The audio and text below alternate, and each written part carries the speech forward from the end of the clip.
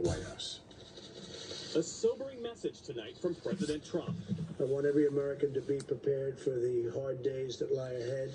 We're going to go through a very tough 2 weeks. This is going to be a very painful, very painful 2 weeks. The president's top medical experts sharing with the nation the stark projections they shared with him as they aggressively pushed the president to extend those social distancing guidelines through the end of April. There's no magic bullet.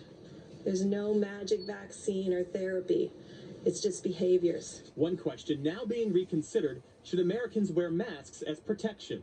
Public health experts have repeatedly urged Americans not to wear face masks unless they're sick or caring for someone who is sick. What the World Health Organization and the CDC have reaffirmed in the last few days is that they do not recommend the general public wear masks. Wearing a mask improperly can actually increase your risk of getting disease. But the head of the CDC now says that guidance could be changing. That's important because now you have individuals that may not have any symptoms that can contribute to transmission, and we have learned that, in fact, they do contribute to transmission. Administration officials are now considering recommending that Americans wear homemade cloth masks, not those medical ones which are in short supply.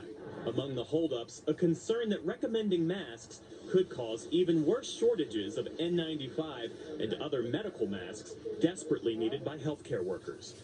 As the administration considers next steps, the White House is now projecting that the country could see between 100,000 to 240,000 deaths resulting from this pandemic. That's a best-case scenario, underscoring the stark reality of this crisis. Lester?